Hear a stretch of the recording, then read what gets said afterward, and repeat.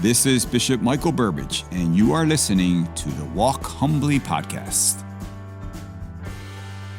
Podcasting from the St. Clair studio in the Diocese of Arlington. Welcome to the Walk Humbly podcast. I'm Billy Atwell, Chief Communications Officer for the Diocese and your co-host.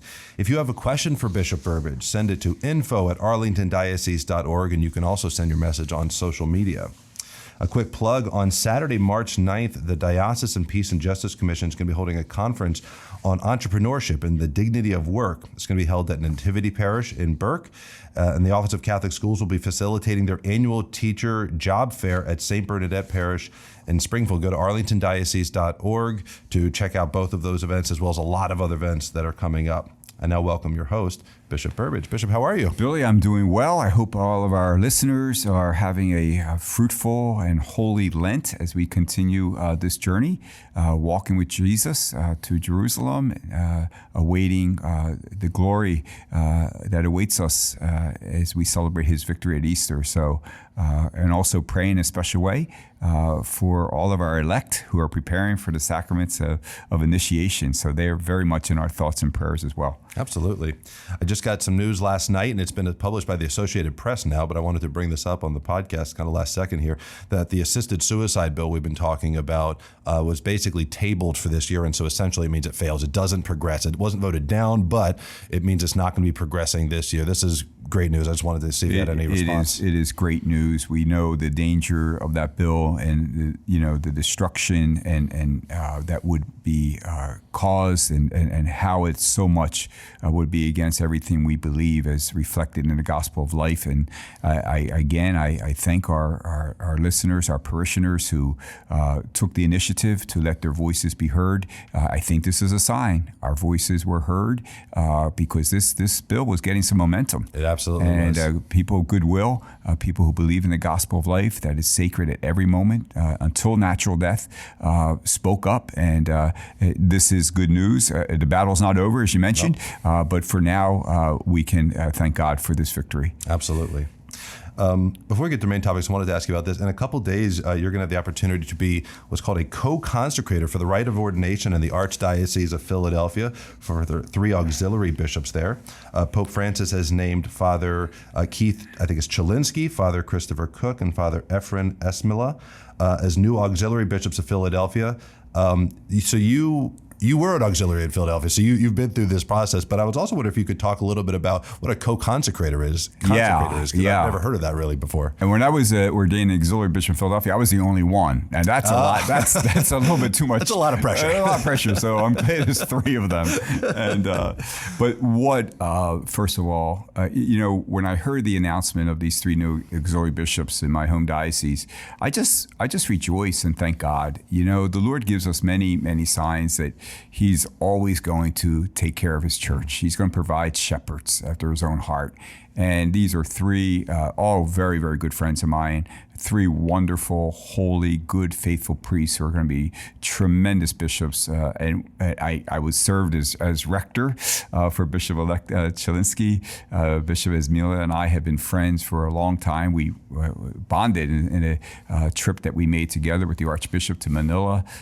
He is a Filipino from the Filipino community, and Bishop Cooke and I dear friends as well. So, and to be a co-consecrator is a formality in the life of the church. The Archbishop ordains, but the church has a liturgical norm or that there has to be at least 3 bishops to ordain. And so a co-consecrator kind of assures that, but I don't think there's going to be any worry on Thursdays. There's going to be at least 50 other bishops there. But I get a good seat at least. That's great, as a co-consecrator. And it's truly an honor. It's an honor when you participate in the ordination of any bishop, but having such a deep friendship with them and serving in this role. So I ask all the faithful, because bishops are given to the church, not just to a local church. They from now on, their lives are available to serve wherever God sends. So please pray for these men as they prepare for this joyful day in their lives. You know, it's a beautiful thing to be Catholic because so many of the things that we believe and the things that we do have ancient roots. And I was asking Father Weston about the co-consecrator, and he said that it was that there's writings about it from the Council of Carthage in 394. They specify the three people at all. I was like, wow, like that. It is a beautiful thing to be part of an ancient faith where you can look back to the year 300 and something and talk about we're still doing that today. Yeah, isn't that true? That, you know, what it really means to be Catholic, and it's played out in so many ways. And this is just another example, you know, as new successors to the apostles. Yeah, it's a beautiful thing. Bishop, last week you signed a letter with your brother bishops to implore U.S. senators to oppose something called the Access to Family Building Act. It was a Senate Bill 3612. Essentially, the bill was an attempt to override state efforts to restrict in vitro fertilization treatments, often called IVF. This comes on the heels of the Alabama Supreme Court decision that recognized embryos as children under state law, meaning that couples whose embryos, also children, were accidentally destroyed during or after IVF treatments could actually sue. This made a lot of it news internationally, actually.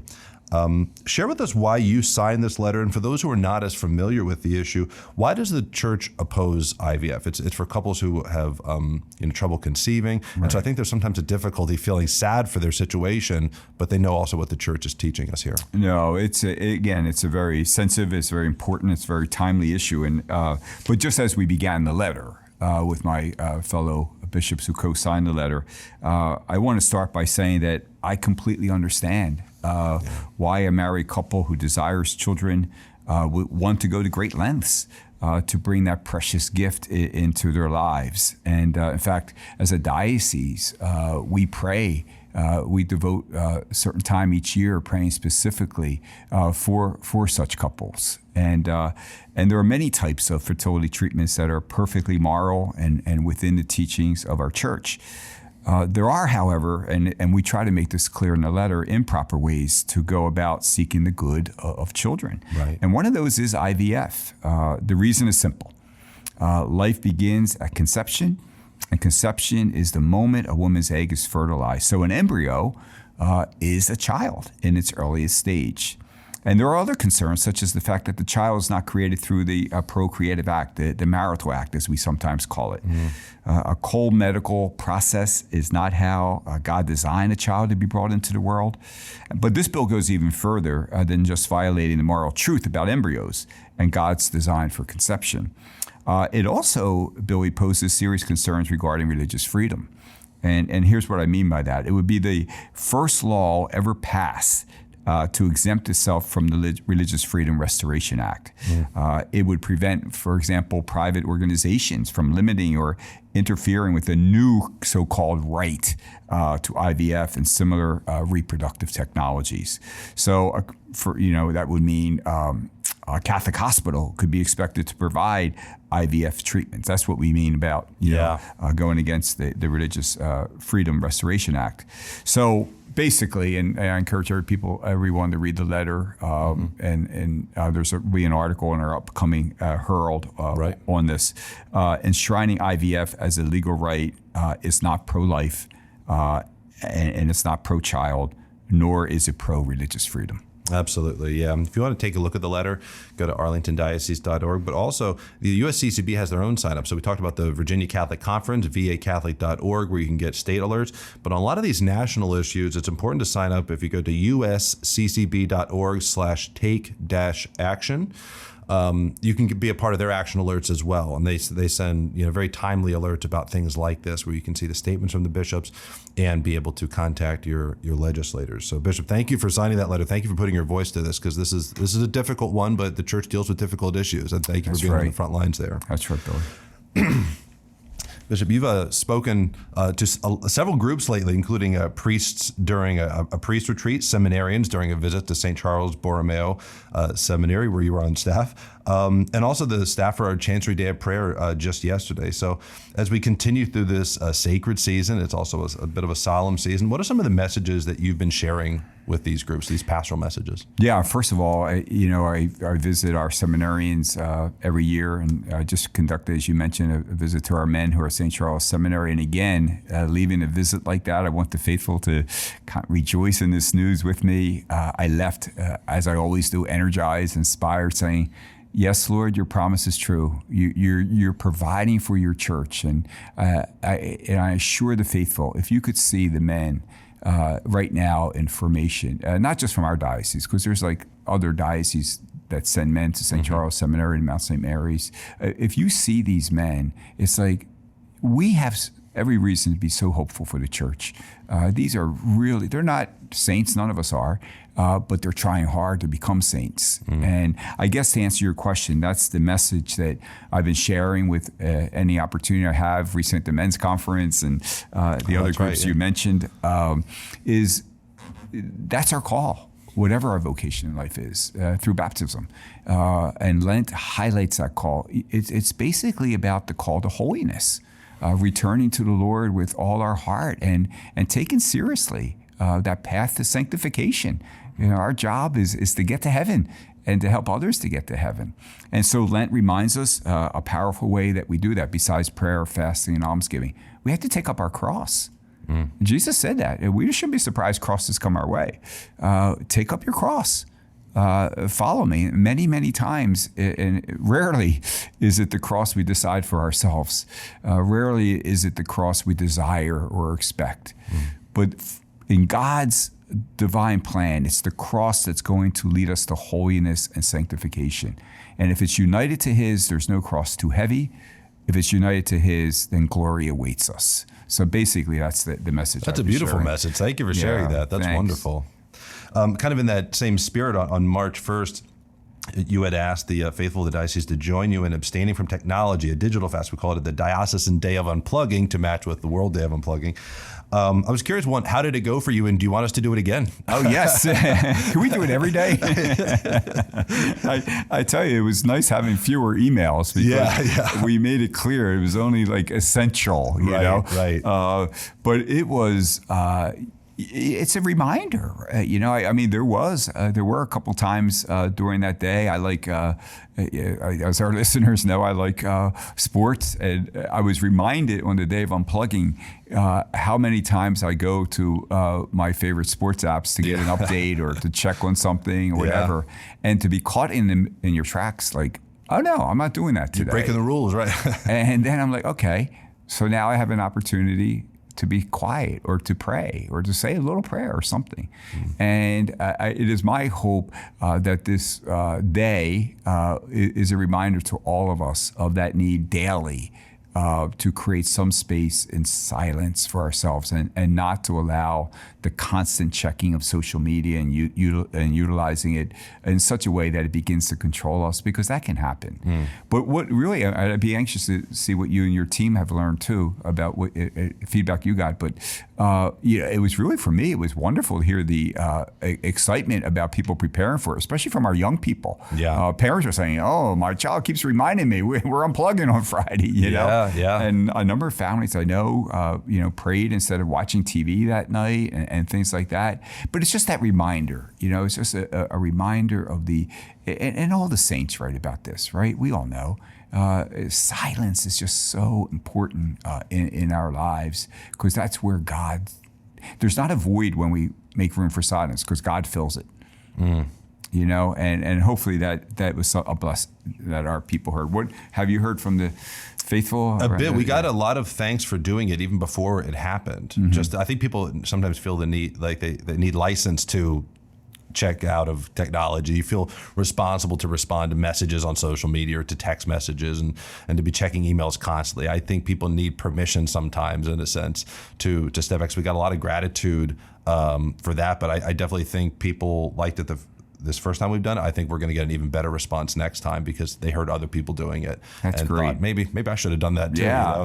You could always do a day of unplugging anytime you want. Anyone can do that. But to do it in unity, I think was really nice. To do it with others is helpful. Yeah, very much so. Bishop, in this country, March is known as Women's History Month, and we have a long history in the church. Beginning with our Blessed Mother, but also through the long line of women saints, including doctors of the church, that we can use as role models and remember them and the lives that they lived, and use that to as a guide for living our own life. And March 8th is International Women's Day. Angel Studios, the same studio that released the movie Sound of Freedom, is going to be releasing a movie called Cabrini, a film about Mother Frances Cabrini. I'm curious if you had any thoughts about this movie or the kind of growing trend of movies that feature the lives of saints and very religious topics. This is a trend that's continuing. Yeah, I'm hearing great things about the Mother Frances Cabrini movie. I'm looking forward to it. In fact, when we were together at the bishops' meeting in November, they had a showing of it. But unfortunately, I was at a meeting that whole night. But I heard from my brother bishops who were able to see it, and they were very inspired by it. Great. So I'm very much looking forward to seeing it. It tells a story of a saintly woman who had great courage and vision and passion, and it very much is an example for us. And and it's important to always remember that saints are part of every element of history. When we celebrate, for example, Black Americans during Black History Month in February, we should think of Saint Josephine Bakhita. When it's Women's History Month, we should call attention to women who live with profound virtue and trust. And there are particularly important lessons for children who need to see the relevance of the church in everyday life. And and we all are blessed to have women who have inspired us, who has saintly influence. Maybe not canonized officially, but maybe many of us are blessed to have mothers and grandmothers and aunts or saintly examples, and we hold them up as well. But regarding the movie, I think I just love the fact that we're beginning to see that such movies are being produced.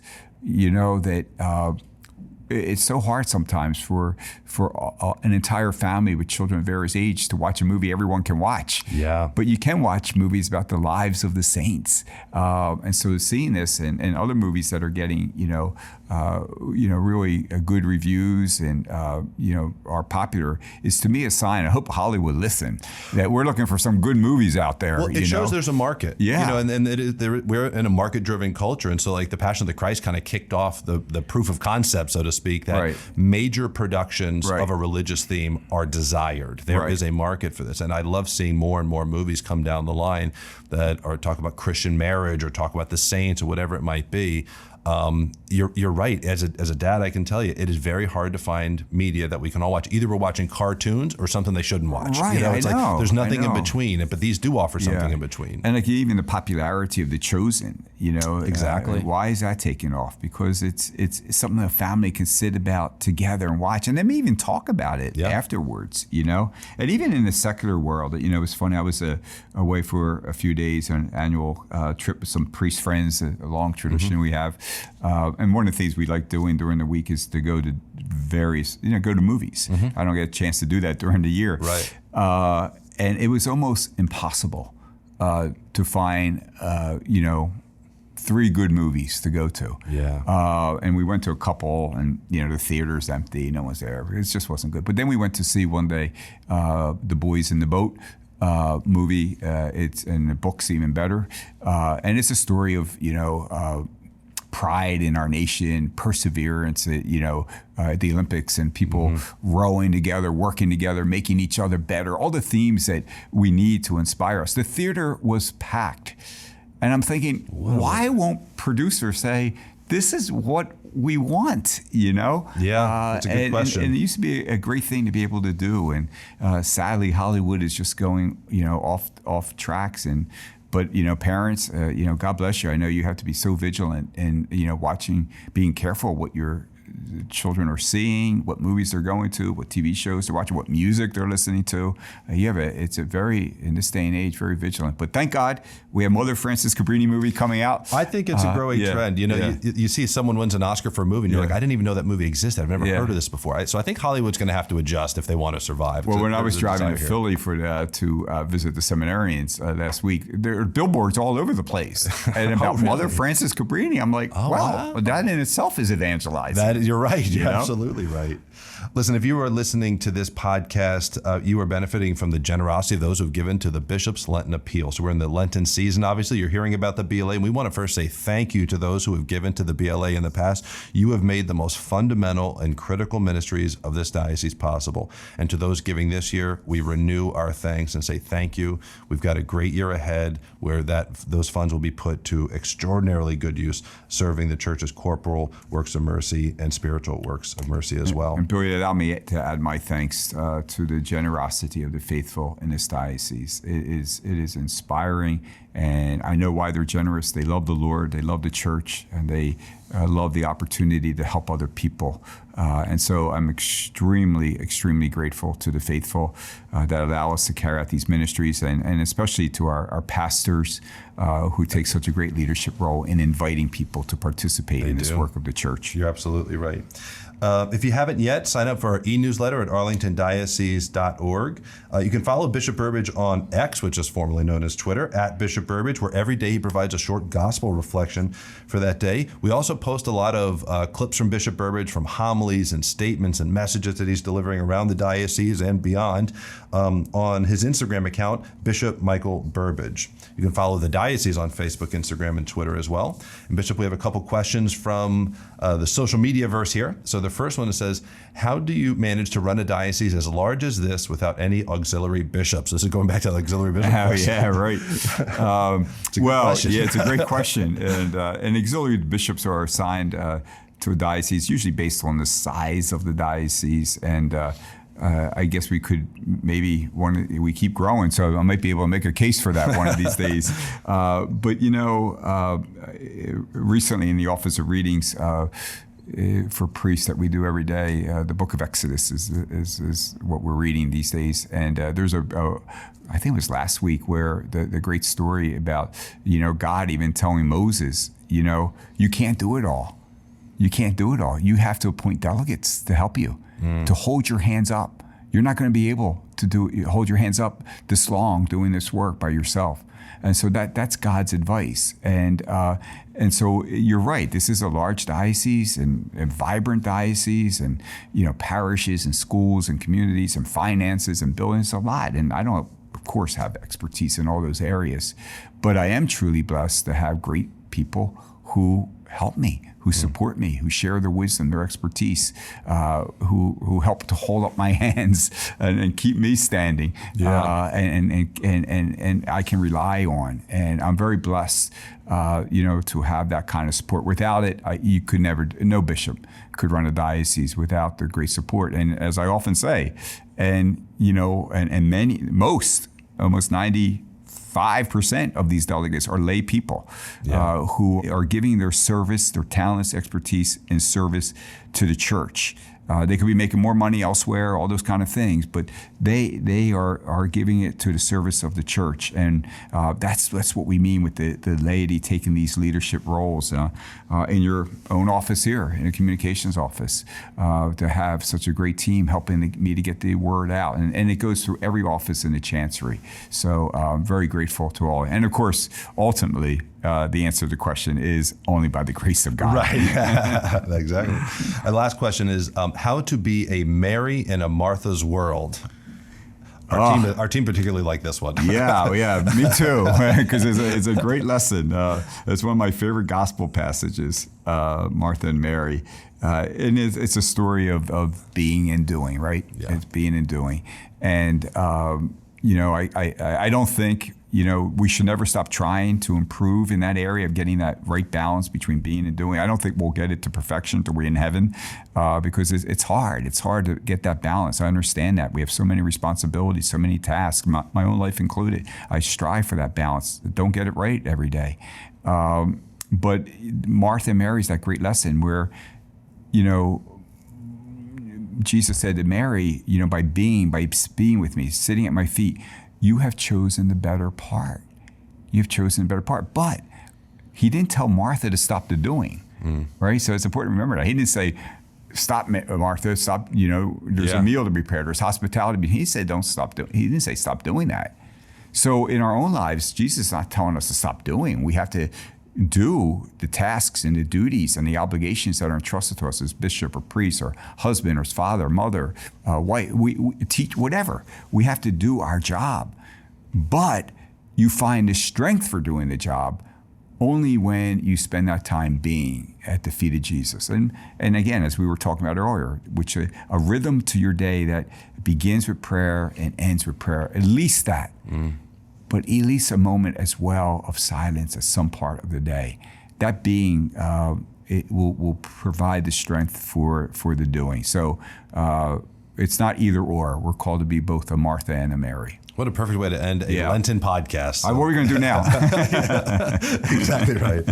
Well, I'll tell you. Could you set it off with a blessing? I will. Thank you so much, Billy, and thanks to all your everyone listening to our podcast. Let's stay united in prayer, praying for each other, lifting up each other, encouraging each other in faith, especially in this sacred season of Lent. Know that my thoughts and prayers are with you, and asking God to give all of us the grace, the strength that we need so that we may take up our cross, walk with Him to Jerusalem, and to walk humbly with our God. Thank you for listening to the Walk Humbly podcast. Make sure you check out more episodes and all the podcasts our diocese offers on Apple Podcasts, Spotify, and our diocesan website, arlingtondiocese.org. You can also follow me on X, formerly Twitter, at Bishop Burbidge, where I provide a short gospel reflection each morning, and on Instagram at Bishop Michael Burbidge.